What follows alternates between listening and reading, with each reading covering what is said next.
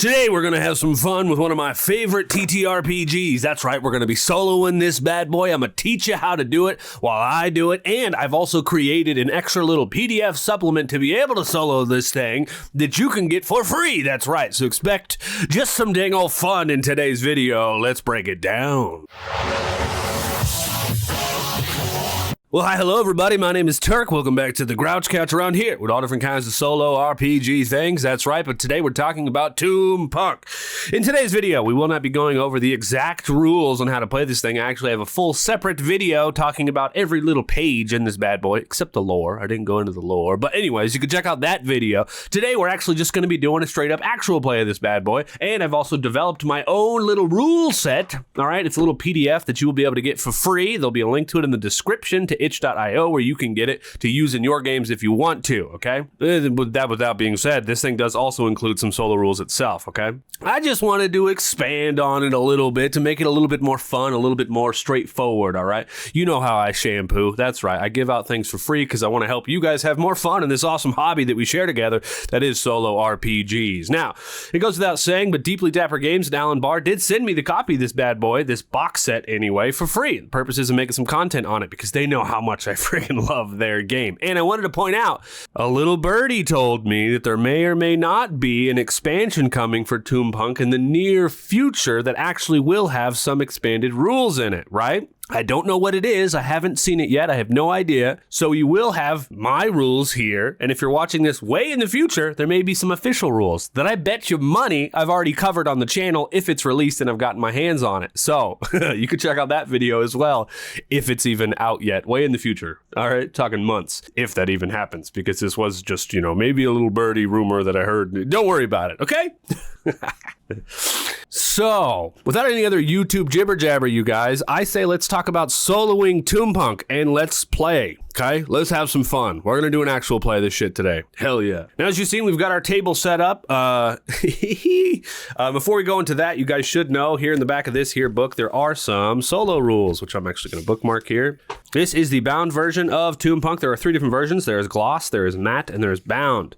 The bound version and the matte version, in my opinion, have the best color saturation on their pages, all right? But the glossy version is what you're gonna get from DriveThruRPG. There will be a link to that down in the description, and if you wanna use that link to get this stuff, it will help support the show, so thank you for doing that. Now, there are some solo rules in here. As you can see, we've got our yes or no oracle, which we're going to use a few times in today's video. We've also got our action and theme tables, just for ideas, okay? And we've got our complications. We've also got combat actions. This is for enemies, whatever health that they might be at. But I wanted to point out, my friends, just 3 days ago, earlier this week, I also released a full combat video for solo. If you want to know how to do solo combat, I've actually released my own, again, free PDF that you can get that has combat solo rules and roles, all right? And we might be using that a little bit in today's video as well, on top of these three handy dandy little roll charts. You're going to get combat actions for enemies, right? At full health, half health, and quarter health, all right? It gives them a little bit more aspects to them, which is a lot of fun, okay? And then we have our encounters table, and that's pretty much it for this book. You've got just a couple simple pages just to get you through a little simple bit of solo. And that's kind of what Toonpunk is. It's going to give you enough to play, and you're going to figure the rest out. It's kind of even what I think the book tells you to do anyway. And that's why it's one of my favorites. It's straightforward. It's not like, who gives a dang crap. Now, we've got our meeples out here. I actually unpackaged all of them. Before I forget, I'm actually going to be putting this Toonpunk meeple thing into my junk solo journal for the year. If you want to see more about this junk solo journal, I'm actually going to be talking about it in my live stream. And then once it's done, we'll have a full video covering it. But I've already put a spot in here for Toonpunk. Let's see. Right there. Here we are. So that's going to go in there before I forget.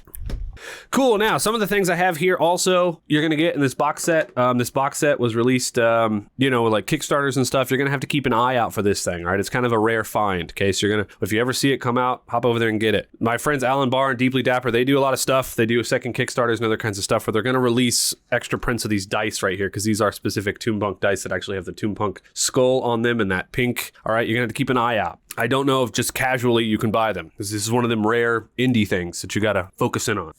Okay, now, that being said, I've also got here this PDF that you will be able to get for free over on itch.io because I like just releasing free stuff for you guys. And if you really want to support the show, I hope one day to be able to compile all of my solo RPG tips, tricks, and roll charts into one actual physical book. And if you want, you can actually help support that project by donating whatever you feel this PDF is worth on itch.io. But if you can't, it's free. Just get it, play, all right? My goal is just to get you guys playing. Cool. So this is solo Toonpunk, right? We've got a little nutshell thing here, but we've got some extra roll charts. So what is the dungeon like? What are the rooms like while we're generating the rooms? The combat rules, NPCs, an extra treasure table that I put together, some optional darkness rules at the bottom as well. Okay, it's really simple. What is this, 5 pages? But I feel like it boosts this game just enough. And I want to say that, again, may or may not be official rules releasing in the future. You know, I don't know. So keep an eye out for that as well. If they decide to use any of my rules, I would be excited as heck, you know? You imagine my name in the book that just says, thanks, Turk, for the idea. That's all I want. That's all I want. Just put my name in there. And I'm happy. Okay, anyways. Now let's talk about our 2 characters. In this game, characters are going to die, okay? Our characters are probably going to die here in Toonpunk today because we're doing it solo. We're only doing 2 characters. If you're going to solo this thing, I would suggest that you do maybe 3 characters and your 3rd character to be one of the rare classes from the book, all right? There are like 5, I think, rare classes that have extra mechanics and stuff to them. I would pick one of those. I actually was going to make a 3rd character that was going to be a spellcaster, but at the time I was actually at work and I didn't have a 3rd character sheet, and then I just figured, fuck it. So we're only doing 2 characters today. We've got 2 guys. In my brain, they are brothers. All right. They are brothers of the dungeon trying to survive out here in this world. Okay. This is Mash, and his brother's name is Crash. And the 3rd character was going to be Flash, the spellcaster. But anyways, we've got Mash and Crash. All right. Mash is a warrior. He uses his large 2-handed hammer that has 2 aspects on it of brutal and burning. So he clicks a button on this thing and it lights up in flames, and he swings this 2-handed hammer around.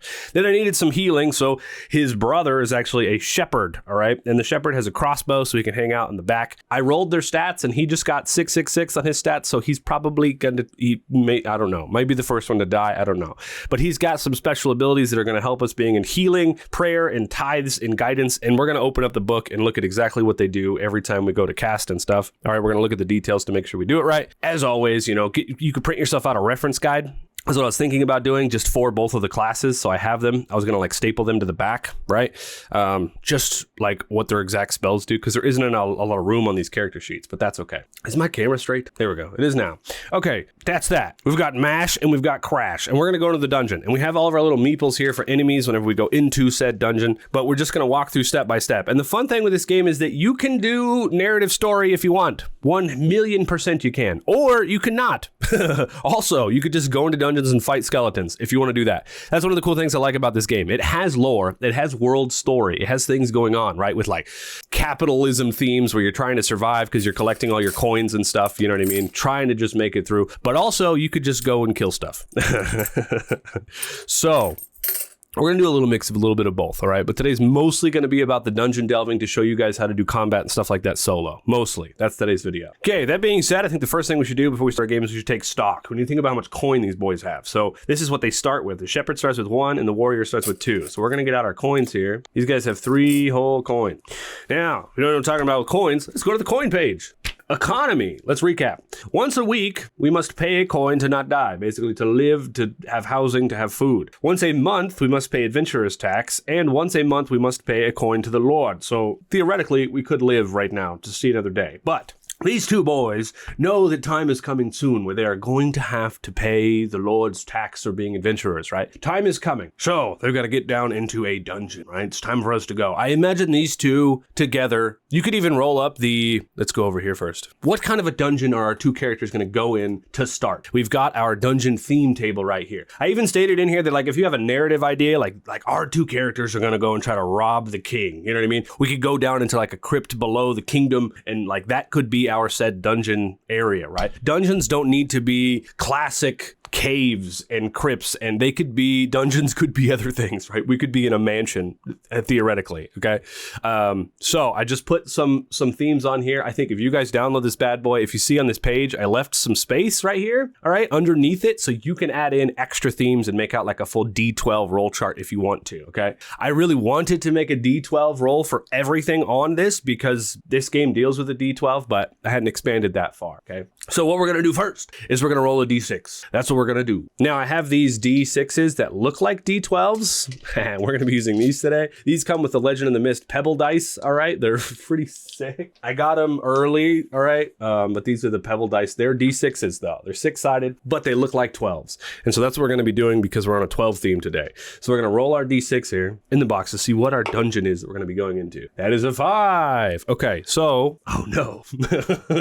Oh no. It's a necromancer's lair, all right? Which means we're gonna be dealing with some skeletons, some zombies, some other kinds of stuff like that. So thematically, we know. Maybe there's a reason these two boys want to go into this necromancer lair. That's why I wanted to roll for it first. I'm thinking these two aren't very smart. I mean, it's Mash and Crash. They probably think the necromancer has a hoard of gold, right? So Mash is probably talking to Crash, and he's like, hold up the minis like this. He's like, "Oi, Mash, I heard that necromancer has a bunch of gold. I'll say we mug him." "Oh, I don't want to mug the necromancer. That sounds tough." "Yeah, but what are we? We're adventurers. We're gonna go down in that dungeon, and we're gonna clear it out." "Yeah, we are. So let's go."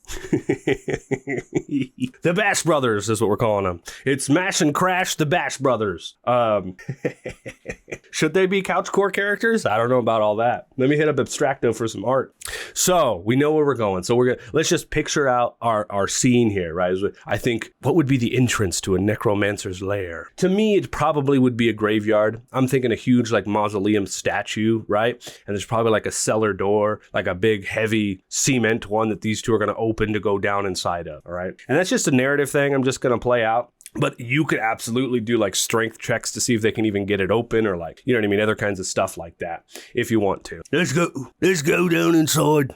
So now that we've figured out what exactly our dungeon is and why we're going into it, we're going to set our dungeon darkness. Now I have some additional darkness rules down at the very bottom of this bad boy that are a little bit more advanced for advanced players. So if you want to do that later, you absolutely can. But first, we're just going to do our basic darkness rules. So as we can see here in the actual game, for every adventurer, we'll go over to the page here, light and darkness. On this page right here, the darkness of each dungeon is equal to the number of characters times 2. So we have a level darkness of 4. And I actually want to set it here with this big old D20. We're going to set it right. Actually, I want to use this one because this one's cool. This is a dice that I got from Dead Heroes Dice, one of the local homies. All right, support your local dice makers. So that's going to be our darkness level is 4 of our dungeon. We're just going to set it with a dice on the table. Now, our light rating is every hero times 1. Okay, so we have a light rating to start of 2. And this is really simple mechanics, but it's perfect for us solo players because it tells us when the dungeon is done, okay? When it's empty, when it's over, right? You could even do this, like once the darkness is completely gone, the next room you go into could be the final boss battle or whatever to get the treasure or whatever you want to do, right? But the idea of this is since we have 2 light and there's 4 darkness, we need to get rid of all that darkness. So every time we clear a room in the dungeon, we roll a D8 against our light level. And remember, this is a roll under system, okay? So if we get a 2 or lower, that means that the darkness level goes down by 1, right? So every time we finish a room, we make that check, and we're just lowering the darkness every time we clear out a room. Each time we clear a room or defeat a monster, you roll a D8 against your light rating. So even if it's a treasure room or something, right? It doesn't need to be a monster room. It could just be us clearing through a dungeon, right? Fair enough. So we have a lightness rating of 2 and our darkness is 4. Back to our PDF. Here we go. So we know how much it is. Also, I have rules for variable darkness. There are some monsters in this game, like the Pumpkin King, the god, that will increase the darkness level rating. There's also some fun mechanics dealing with lore that will actually mess with the darkness rating of your dungeon and make the dungeon way more difficult, but that's kind of advanced stuff. Once you understand the basics that we're talking about today, you can go into all that, okay? So we're going to start generating some rooms, because the fun thing with this is we are going through a dungeon, right? And most dungeon crawl solo games have mechanics for generating rooms and paths and other kinds of fun stuff. There are so many of them, and I actually quickly want to mention this as a supplement if you own this game here, the Dungeonator Die in a Dungeon. There are loads of other ones like this, okay? But this one's just the one that I really like. Roland Coons just out here killing it. This game comes with these dungeon cards. And if you do not, hold on, let me open this here.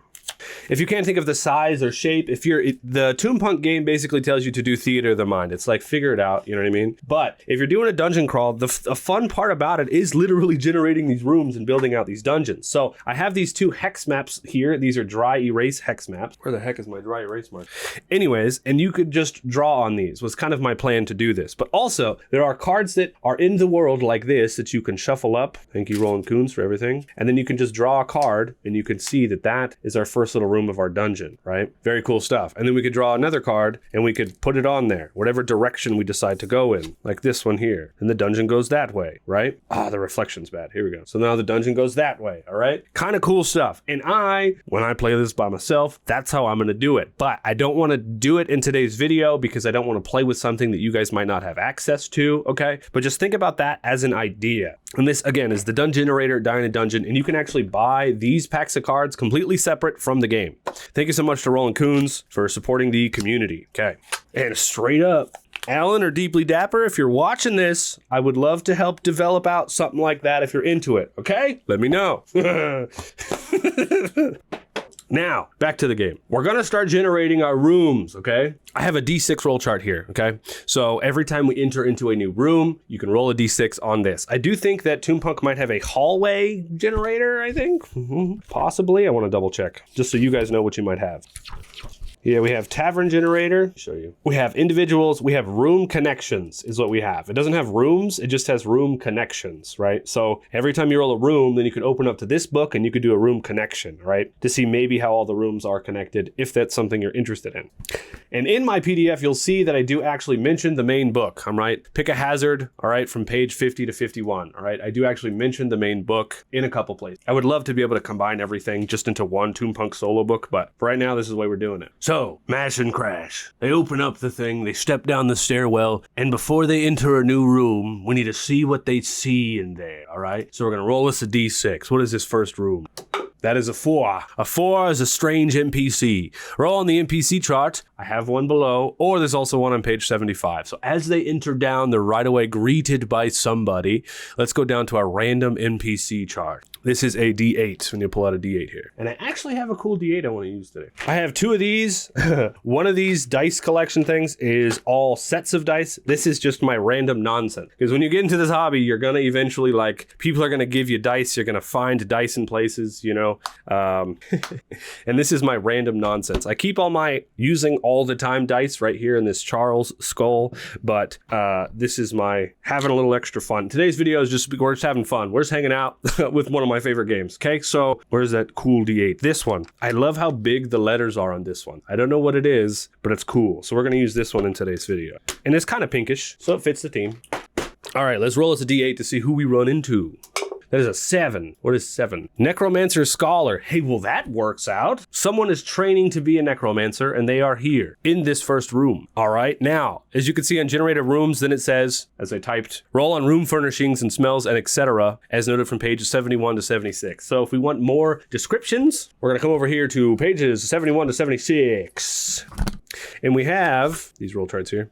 Table 1, furnishings. So we're going to roll us our D12 here, our first D12 roll, and it's on furnishings. That's a 9, looks like. A shrine to the pumpkin god adorns this room. Horns, spikes, vines, and more, all jut out at haphazard angles. That's a really bad sign. If you guys don't know, the pumpkin god is crazy. It's actually one of my favorite monsters in this game, but that already sets our game up way differently, okay? Mash and Crash are gonna die, but it's okay. They will be resurrected in another game, probably. Let's go over to the pumpkin pumpkin god. As a solo player, if you get a huge hint like that, you gotta kind of run with it. So this is the pumpkin god. The pumpkin god is a dark mystical overlord of all the Gobberaries, so the Gobberaries claim. This strange being appears with no discernible pattern. Leading the Gobberaries, it encounters into a frenzied battle against the surface world. When you enter a dungeon with Gobberaries, there is a 1 in 20 chance that the pumpkin god is there. The narrator will roll a d20. On a 1, the pumpkin god is there. Special. The pumpkin god raises the darkness rating of any dungeon it dwells in by +3. Fuck. All right, we're raising it up to 7.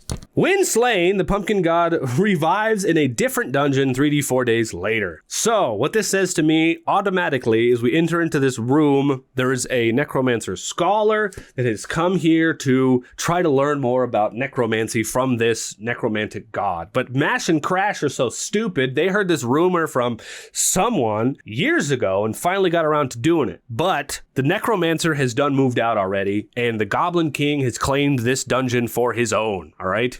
He's in this dungeon. We know that he's here, which means that this dungeon's going to be full of goblins. Great. So when we meet up with this necromancer scholar, we're going to start talking to him, and he's going to tell us something of that effect. I want to go to the Gobberary page just to double check if that needs anything for us.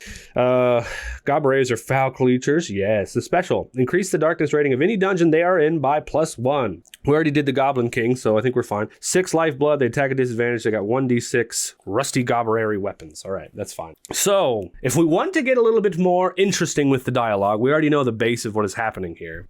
In this here book, one of the things they did actually include is a action and theme oracle table on D100s. This is classic stuff, everybody. We've seen this a million times over, pretty much. Since I got my weird extra dice here, let's grab some weird D10s just for fun. Oh man, I've actually got some crazy D10s we could use in today's episode. I just got them today. We're gonna use them. Whoop, knocked over a thing. This is brand new released. I got me a review copy of it. It's very fun stuff. Thank you, Ubisoft. All right, now we're going to move that over there. These are 2 cool black D10s that have these cool little, hazard logos on them. We're going to use these D10s in today's episode.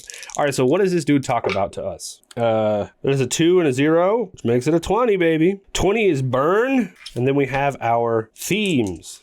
And that is a 3. Burn belief. Oh, goodness. Burn belief, this necromancer said. So we walk in, and Mash is like, oh, who's that over there? I don't know, Mash, but do you see that crazy shrine to the big old Gobbo god? Oh, yeah? That's not a good sign. Oi, mate, what you doing here? And then the necromancer walks over, and he's like, hello, fine chaps. Yes, I've come here to learn more about necromancy, but it seems that the necromantic god has gone ahead and the necromantic leader has gone ahead and just moved out of this here dungeon, so I seem to be just burning away all of my beliefs. I no longer want to do necromancy, and I'm going to just leave this dungeon. So, good luck to you, chaps. Have fun. And then he leaves. He just walks away. And Crash is like, I didn't understand a word that guy said. Did you understand him? I did not. Mash, not at all. All right, well, let's continue on. These 2 characters are inspired by the muggers from Epic NPC Man. I love those characters. All right. I like videos like this where I can just pull out stuff and we're just having fun. Big fan. Okay. So now, technically, we get to roll to see if we have lowered the darkness rating because we cleared a room. It was just a guy. We just talked to him. We've seen the shrine, which is crazy. Also, there are more roll charts in here. We'll look at those later with like smells and other kinds of stuff. But for now, that's fine. So we're going to roll against the darkness rating or our light rating. We have a light rating of 2. If we get under the 2, we can lower the darkness. We'll see. D8. Come on, be good to me. This is the first roll I've ever made with this dice. That's a 4. Okay, so we don't lower the darkness. That's fine. Makes complete sense to me. We take a little bit. We gander at the shrine to the Pumpkin King. We're going to die. We're going to die. That's going to happen. So there's no doubt. Now I want my dry erase. Okay, so we're going to do our entrance. I think I'm going to go left to right just to give us more room here with our little setup. And we're just going to do a 4x4 room. So this was our little entrance room right here. And maybe we can draw a little pumpkin. Here we go. Entrance, little pumpkin shrine. Now, you can absolutely do the connections and roll each connecting room with stairwells and stuff if you want to do that. If you're a dungeon master, that might be fun to do as well. But for me, we're just going to go to the next room. So these boys are going to walk over. We're going to go to the next room. And my first instinct is like, oh, is there a door? Is it locked? Don't even start on that shit. This is Toonpunk. Okay. We're going to roll up our next room, generating room type. And I think it'd probably be smart for me to increase the chance of there being Gobberaries in here now. Probably be smart. All right. D6. That is a 5. Oh no. Darkness event, which is cool because now we can talk about that mechanic. So something bad is happening here, is all it says here. So if you have something narrative going on in your game, this is where it's going to happen. If you don't, you're going to come down here to the darkness event roll chart, right? This is a D8. So let's go ahead and roll our D8. That is a 4. Again, 2 4s in a row with this dice. A corpse moves slightly. Oh no. Okay, so now we're gonna bust out our yes or no question. We walk in here and crash and mash. See this room? Oh, maybe we can do furnishings as well before we start describing. I should bookmark the roll chart page instead of the solo roll. Oh, it's fine. Okay, furnishings. D12. 5. Skeletons with rotting strips of flesh dangle from meat hooks from the ceiling. You think you recognize some of them as former friends and adventuring rivals. So these two walk in, and they're like, a little bit of a meta joke. They're like, "Oi, Crash, you recognize that guy up there?" I think I do, miss. Is that our friend Flash? It is? How the hell did Flash end up on a meat hook? Well, I don't know. That's pretty crazy. He must have came down in this dungeon without us and died. He left us behind. Yeah, what a son of a bitch. Fuck that guy. And then when they're talking, the skeleton on the ground slightly moves. And Mash goes, "Oh, shit." Also, this is another good time to do another mechanic. It's crazy we haven't done any friggin' combat. I want to make some kind of a check, please. No, we had to do yes or no's first. Okay, come on, ADHD. Get with me here. So, yes or no oracle. I'm going to call it unlikely. So this is a roll under system. So lower is yes. We got to remember, but I'm going to call it unlikely, which means unlikely means it happens on a result of 8+, right? So does the skeleton rise and attack? That is cocked. You got to respect the cock. All right. We're going to re-roll. That is is it a 6 or a 9? Oh god, that could mean a lot of things. They aren't marked. Oh no. Well, it was facing me like this, so we're gonna call it a 9. You see, neither of them are marked. That sucks. I didn't realize that. It's a son of a bitch. I'm gonna mark them myself. Okay, this is gonna be a 9, and this is gonna be a 6. Bam, just like that. I just put a little dot there. So now we know what was what. Okay, on a 9, the skeleton rises, which means we now have a skeleton in this room. We don't even actually have to roll for combat in combat rooms, but I want to show you guys real quick. If you get a combat room, which is a 1 here, there is a combat roll chart. Standard monster, monster group, elite, etc. All right, we have a whole monster combat room chart to tell you what the heck is what. So we're going to get into combat for the first time. Let's go over to our skeleton page, and we should have, I don't see a skeleton meeple. We're going to use this one. There we are. Skeletons. Lifeblood is 6. They attack at advantage. They have a 1d6 knife. Skeletons are undead. You can find them anywhere. You can find necromancers. So this makes complete sense. Sometimes skeletons have weapon qualities applied to them. More powerful necromancers can do that. And that's how you get burning skeletons or sundry other types. Okay. Now we're going to go to the initiative page. Initiative is rolled when a scenario, scene, or element of the game requires initiative. Gotcha. Each player makes a deafness attribute check. Those that pass go before the enemies. Those that fail go after. Okay, so we're going to do our 2 d12s here. Make sure both of these are marked. So there's no more confusion. Mark our 6 there. Mark our 9 there. Very good. Okay, deafness check. Mash has a 7. He's got a 6, which means he succeeds. And Crash has a 6. He got a 2, which means he succeeds. So they both go first. Now we've got our little skeleton. We've entered into this room. He rises from the ground, which I believe is fucking scary. Might be smart. Should we make a courage check? That's what I was thinking earlier. I was like, should we do a courage check? Nah, let's do yes or no's first. Let's double check. No, I don't think so. The skeleton doesn't apply terror, so we're not going to do it. But it's our turn first.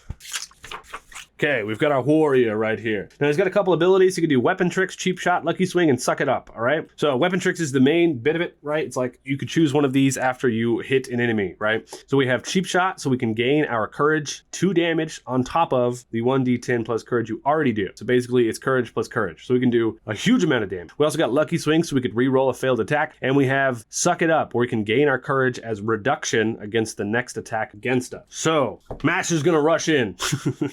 I'm gonna get him, I'm gonna get him. And he's got his big old 2-handed hammer, and as he's running, he pushes the button on it, and it lights up in flame, and he's gonna swing his hammer, going for the homer on this skeleton. Let's roll our d12. This is might, so we gotta get under an 8 to hit. What is it? What is it? What is it? What is it? This is not marked, but it was faced this way. We're gonna call it a 6. So he hits. Heck yeah. So we're going to do our damage now. Our damage is a D10 plus courage. And we have brutal plus burning. Brutal does an additional damage. And then burning means he's got to make a check. But let's see if we just decimate him in one hit first. So we're going to roll our D10 plus courage, which is 3. So it's actually 4. So we're doing a 10 plus 4. That is a 7. The skeleton had 6 health, I think. Yeah. Skeleton had 6 lifeblood, which means he hits this skeleton and bones just go scattering everywhere. And then he puts down his hammer and he's like, "Oh, that was fun. Oh, good job, Mash. You really got him." "Oh, no, I did. Room cleared." Yeah, I mean, that's pretty much it. Skeleton's dead. "We killed our first enemy." "Yeah, we did. Good for us. I want to make this look fun. So we're going to have this room like this, just for fun. And we'll put skeleton on here, just so we remember. And we'll put our doorway here. All right, now that we've cleared a room, you see the gameplay loop, everybody? It's happening. We're going to roll a d8 against our 2 light. I don't ever think, all right, wish me luck. That is a 4. Again, this dice has rolled 3 4s in a row. I'm tripped out by that. Also, I don't know if you guys noticed, but I'm not an artist, you know? I doodle a little bit. I like scribble. And when I just put faces in the little circles on the character sheets, it's supposed to put a whole little picture there. I just use it as a face. Okay, that was fun. Righteous. So we're going to start our loop once again. We're going to enter a room, roll for the room, do the things in the room, and move on. This is literally it, right? This is it. This is just a fun little smash and crap TTRPG, and that's why I love it so much. And that's why I made Smash and Crash, because I feel like they just fit into what I'm trying to do today. Okay, we're back to our room chart. We're going to roll as a d6. Yes, we are. Hoo-ah. That is a 5 again, which means, again, it's not a combat room. We've got, once again, a darkness event. So, okay, let's come back down to our darkness events. We're going to roll as a d8. Do not roll another 4. I swear to God. Holy, what is happening? That is 4 4s and a 5, which means a corpse moves. Once again, okay, I feel like this dice is weighted. I swear. Wild. Okay, let's roll for furnishings. Roll for furnishings. And the furnishing chart is actually kind of coming in handy a lot more than I thought it was going to, which is really fun here. Awesome. Okay, D12. That is a 2. We enter into the next room and we see a rusty and blood-stained Iron Maiden. Okay, with strange bloody letters carved into it with fingernails. And I'm assuming there's a corpse in the Iron Maiden. So we're going to approach. And Mash is like, "Oh, Crash, this looks like a fine bed." "I think it does. I think Mum used to sleep in a place like this. You know, lock her up inside there." I picture the Iron Maiden is shut. You know what I mean? So as they get closer, they're like, "Yeah, it's like a big, metal sleeping coffin. It's real nice. Real nice, I'd say. Yeah, real nice." And they get real close to it. And then on the inside, the corpse on the inside's eyes open and looks at him. And he's like, "Oh, more crap's moving." Does it awaken? We'll roll yes or no. Does it actually or does its eyes just open? I'm feeling silly today. Crashing Mash. Okay.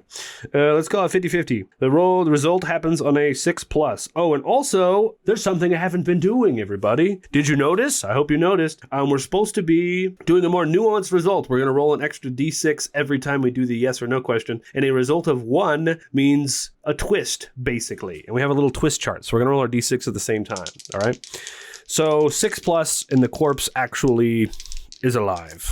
I can't see what that is. Can't see. That's a 1. So the corpse is not alive, and that's a 3, which also means that nothing happens. So the corpse moves slightly. It's crazy I got that 3 times in a row. And on my roll chart, that was my throwaway. Like, I didn't know what to put on 4. So I just put corpse moves slightly on this roll chart. And it's insane that I've gotten it twice, dude. All right. So it moves and they go, "Oh, this friggin' eyes open." It did? It did? Is it alive in there? I don't know. Hold on, step back. And Crash is gonna stick one of his arrows, because he has crossbow, right? He hasn't gone to attack yet. He's gonna stick one of his arrows in there and pluck out its eye. And he's gonna pull it out. Seems like, "Well, seems dead to me. You want an eye? Yeah, I'll take that eye." And then he pulls the eye off and he goes, "It definitely dead. Tastes dead to me. You know, I know what dead things taste like." You sure do, Mash. You're so good at that. We love Crash and Mash. They're the best. They're the best. Oh, goodness. Okay, so all that we're kind of seeing so far is the leftovers from the necromancer, whom used to kind of be in this area. And that's all that I'm thinking. We're going to put Maiden on here so we remember. The Iron Maiden. Okay, and then we're gonna move on to the next room. I'm drawing out my map just for fun, you know, just for funsies. Let's hit us with a D6. Let's do it. What room are we going to next? I don't know, he says. That's a 1. Oh no. 1 means combat room. Oh, very interesting. Very, very interesting. So we're gonna come down here to our combat room chart, right? We're gonna roll a D12 on this. And if we get monster or monster group, I'm going to straight away say that they're goblins. I'm not even going to roll random monster or anything else like that. We know that they're goblins. The Pumpkin King is here. It just makes sense, okay? So we're going to roll this a D12. And honestly, I even have somewhere in here, or I've talked about it, if you have a narrative idea, I think on my combat chart over here, which you can get this combat chart also for free over on itch.io on my page. I have on here, when you're generating a random monster, if something makes sense narratively, just do it, right? But if you want randomity, then you could roll on a different chart, right? And over here, I also have other charts and ways to generate what monster you're dealing with as well. So this is just the one I made specifically for Toompunk. So pretty much we're going to encounter a goblin no matter what, but let's go ahead and roll the D12 anyway, just for fuck's sake. Yes, let's do it. We're long enough in the video. I can say the F word. Here we go. 10, my friends, is an 11. Oh, 11 is cultists. So now we have an option here. Should we go with cultists or should we go with the gobblerary? Maybe they're goblin cultists, dude. Okay, more than that, we know that they're cultists of some kind, which there is cultists in Toompunk. Have no fear. Makes it easy peasy. Let's come over here to our combat PDF. It's called Rules and Rolls, Solo RPG Combat. And what we're going to do is we're actually going to go to enemies should want things. And we're going to roll a D20 on this to see why these cultists are here. All right, what the heck do they have going on is what we're going to do. So we do a weird fun D20 as well today, since we're using weird dice. I think so. Let's do it. Ones that I never play with. I've got a real wild one that has a rubber duck in it. I've also got a purple one, actually. And this purple one, on the one, it actually has a little shit. It's a little poopy. Let's use that one. Okay, we're going to roll this a D20 on this chart to see what the heck, why they're here. That we got the poopy. Okay, it's a 1. They are here to protect territory. All right, straight up, these cultists are trying to kill the goblins so they can get their dungeon back. The goblins have moved in, and these are necromancer cultists who have moved back in here, and that's why the past 2 rooms didn't have goblins in them, because they are clearing it out, right? They're going step by step through. So as we step into this room, we're going to see these cultists, these necromantic cultists, which totally just makes sense. But I also still want to roll on furnishings, so we're still going to do that as well. Hit us with the D12, baby. That is a 7. An alchemy laboratory occupies his room. You can find 1 potion that might be useful. Roll a 1d3 and compare it to the list of 3 on the ritualist entry. Sick. We'll do that afterwards. So this is an alchemy room for these guys. Let's come over here. Cultists of Chaos. This is who we are going to encounter here.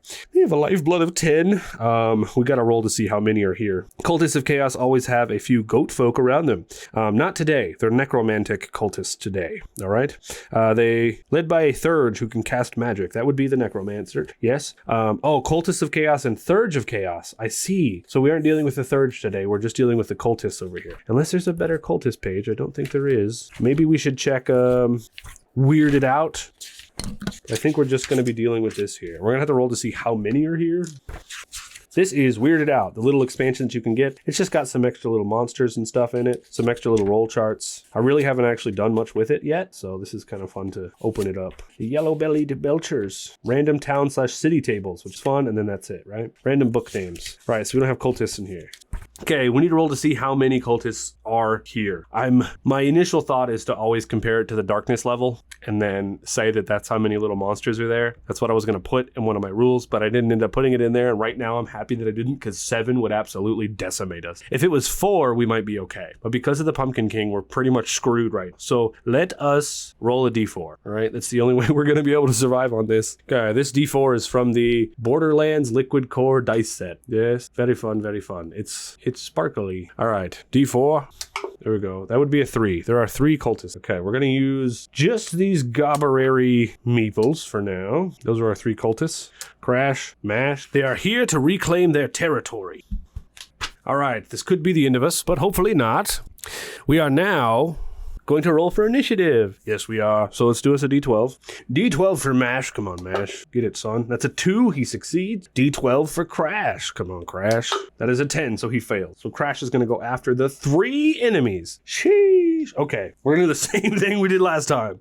Mash is going to charge towards these guys. We'll do the first one. He's going to hit on his fiery blazing, and he's just going to swing his hammer. Now, I also want to point out that in this game, it says that everything is one single action, but I personally do not count movement as an action at all, right? That's just a rule that I have made. But everything else is one action. So you can move and do one thing. That's the way that I play this game. You can do it however the hell you want to, but that's just my thing, right? Movement is movement, right? It like is a part of your action, right? So he's like swinging as he's running towards old dude, right? Totally fair. So he's going to swing his axe, and we're going to roll our D12. We need to get under an 8 to hit this fool. I really need to put a better backboard on this, like on both sides, because when it goes right down there in that crack, like that, we cannot see it. Right, but that's a 2, which means that we hit. Congratulations. Okay, now we're going to do D10 plus courage plus brutal, which deals another damage. So D10 plus 4. That is an 8 plus 4, which is 12. This dude has a lifeblood of 10. So we swing this hammer in a blaze of fire. It hit this dude right in his head, and his head just explodes. And blood goes everywhere, and Mash goes, "Hurrah!" And Crash goes, right on, right on, right on. Very good, very good. Okay, but now it's their turn. These guys attack with disadvantage, and they both do 1d6 damage. Now, the way that enemies hit things, right, is they will have advantage or disadvantage. If it's disadvantage, you roll 2 dice, you take the lower roll, the worst roll, obviously. And the way that they hit us is they need to roll against our deftness, right? So basically, we're going to roll, and if we get above our deftness, they hit us. Super simple stuff. So this guy is going to try to attack Mash. We've got a 12 and, what is that? It's in the crack. A 12 and a 12. What? Crap. This sucks. Okay, so he's going to deal 1d6 damage to us.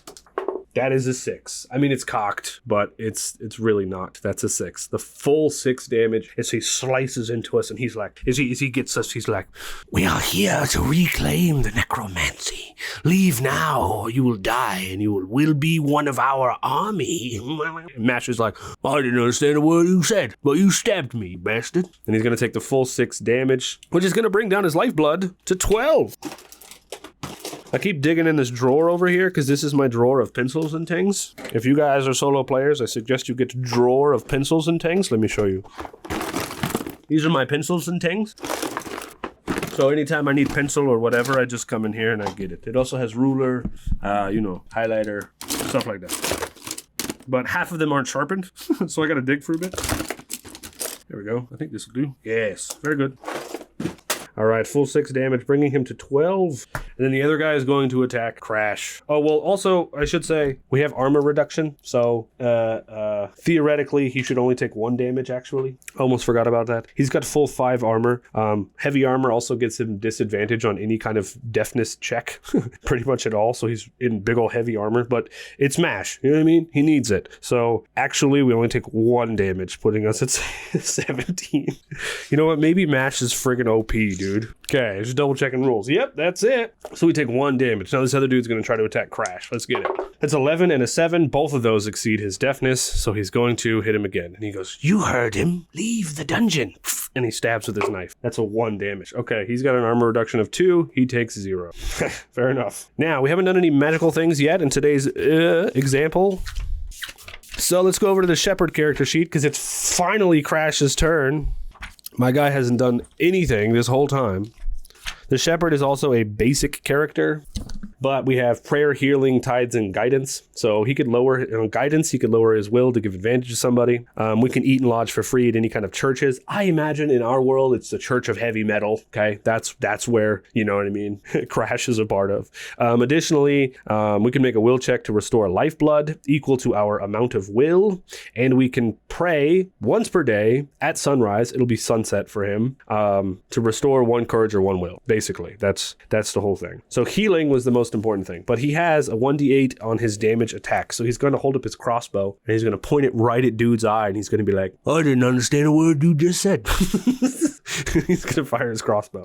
Since he's doing a long range thing, this is a deafness check, but they're all 6s, so really it's irrelevant. Here we go. What is that? What is that right there? That's a 4. He actually hits. Sick, dude. He has armor piercing -1, so if these cultists had armor, which they don't, he would go 1 point through their armor. Yeah, they don't have any armor. Now, the shepherd just does 1d8 damage straight up. So, I swear to goodness, if you roll a 4 again, I am putting you back in the box, okay? You see me spinning it around like this in my hand, all right? This is what we're doing, right? And then it's going to bounce off the box, and it's not going to be a 4.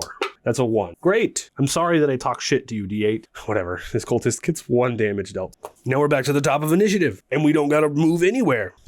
The Adventures of Crash and Mash. Welcome. Welcome to the adventures. That's right. So we'll do Suck It Up or Lucky Swing if we have to, but he's just going to roll his D8 to smash this dude's head. He's going to go vertical this time. Pretty sick. That is a 1, which is a critical success. That's right, baby. I want to double check what rules on that are, if there is any. It's crazy that I've never rolled a critical success before in my other games. Absolutely wild. Yeah, I don't see any. So you know what? I'm just going to say double damage dice. That's what I'm going to say. Plus our courage. And our brutal, which is an extra +1. Let's go. Oop, in the box, please. That is a 2 and a 3, which is 5 plus 4 makes it 9. What did he have? Did we decimate him again? I hope so. I hope so. Nope, he has 10. Okay, so he actually gets to make a deafness check, or he will be set ablaze by a burning fire hammer. Set ablaze, I say.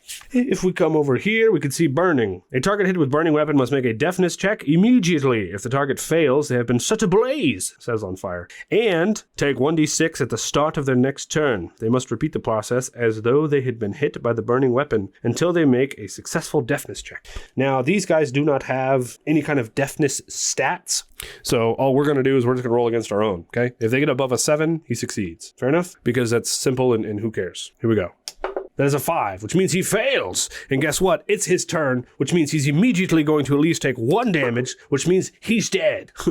So we smash through half of his body and he's barely alive and he's like, ah, crap. And then he's like on fire and he's like, ah, and then we burst into flames and ash hits the ground. And now that it's this other guy's turn, I want to shout out one other thing. Last guy. We're actually going to come over to our rules for better combat. And since there's the last guy, half the enemies are defeated. We're going to make a morale check on this dude's turn. There ain't no way. This cultist is going to get smashed into the dang old ground. But we're going to roll a d6 since everyone else is defeated, and we're going to see what the way that he reacts to this happening. Yes. If it's a 3 and a 4, things continue as normal. In the box, please. That is a 3. Okay, so he continues as normal. He doesn't give a crap. He's just going to fight right away. Fair enough. Additionally, if you aren't playing a game like this, we have action tables if you want to get a little bit more crazy right here, you know. Defensive movement, uses strongest attack, etc. But this cultist has 1 single attack and 1 single knife because this is Toonpunk and that's the way that it works. So, he's seen all his friends die, but he don't care. He's going to kill Crash. He's going to try, right? So, we're going to roll against his deafness. That is 2 unmarked ones, but the way that they landed looks like a 6 and a 9 to me, so that's what we're going to take, which in the 6 meets his deafness, which means he totally misses. He goes, my friends are dead. I will bring them back to life, for I am the necromancer. And he's going to try, and Crash goes, hey, try again, buddy. You missed me again. Try again, buddy. Now it's Crash's turn, and of course he's going to shoot his crossbow to try and finish this guy off. He's only taken 1 damage thus far. That is a 5, which is a success. Fantastic. Now we're going to roll our D8. Do not get a 4, please, for the love. That's a 3. Okay, that's fair. 3 damage. All right, Mash, let's corner him. Hey, let's get him. And then they're like circling around the dude. Like, oh, we're gonna get you. Oh, give us all your gold. We know you got gold. Give us some gold, you stupid cultist. Oh, we're gonna get you. And then he's gonna swing his hammer at him. That is a 6, which is lower than our might. Very good. So now we're going to roll our d10 plus our courage, which is an 8. He goes, we're going to get you, and then just completely smashes him into mush. Do you like that, Crash? Yeah, look, there's a puddle of blood here, and some ash over there, and then a snow-headed guy over there. I think you did pretty good. It is fantastic. Oh, no, you didn't do too bad yourself. You got that one guy in the eye with the arrow. That was in the last room. All right. Anyways. I can't believe we survived this far. Fantastic. All right, I'm gonna put this on here just for fun. I actually want the dungeon to go this way now. So we're gonna go this way, all right? And we're gonna put cultists on. I'm just double checking to see if we should do like a loot check on these guys. Really, no. The way that this works is with treasure points. We can discover items, loot, and treasure. They are represented by treasure points. Each treasure point can be sold to generate 1d3 points of coin to keep us alive. Alternatively, each point of treasure can be spent to add a new quality of an item if appropriate crafts can be found. Very good. Did we make a light check after the maiden? I hate myself that I don't remember. I don't know if we did. So I'm just going to go on ahead and do it now. Light check for the maiden, and we'll do it for the cultist room. In the box, please. Lower than 2, if you will. Nope, that's a 3, so maiden room is a no. We finished the cultist room. Yeah, that's a 1, which means we're going to lower the darkness by 1 to 6. Sick. All right. So here's the deal, everybody. This is a quick little introduction to soloing Toompunk. If you want my solo Toompunk rules, you can get them for free. I'll link them in description. I will also link the rules and rolls, better solo combat thing down there as well. You can get them both for free on the itch.io page. I hope one day to be able to make an actual physical book that we could all have and hold. So if you want to help support it, you absolutely can on the itch page. But if not, all is well. I hope you guys enjoyed this Toompunk thing. The last video actually hit almost 200 likes, and that was the deal. I said 200 likes, I'll come back, do more Toompunk, and you guys nailed it. So here we are, doing some more Toompunk. So once again, if you want me to continue the Crash and Mash storyline, 200 likes, we'll come back, we'll do some more. All right? Straight up. Maybe we'll do some actual story with these two guys and see what the hell they got going on. But that's it. Halfway through a dungeon. Crazy that we've lived this far. They might live to see another day. That's wild to me. Big thanks to Deeply Dapper and Alan once again for making this game and for sending me over all the goodies about it. And yeah, you guys rock. Thank you so much. Cool. On the end screen, I want to give a big shout out to our channel members and Ko-Fi supporters. All right. Thank you guys so much for supporting the show. Fuck yeah, dude. You guys rock. Everyone else, take a seat on the couch, at least for a little while, or until you find yourselves in a band of brothers dungeon delving yourselves. Ain't that right? That's right. We're all in that, weirdos. Bye-bye, nerds. Subscribe, just like, share, and subscribe. Subscribe, just like, share, and subscribe. Subscribe, like, share, subscribe.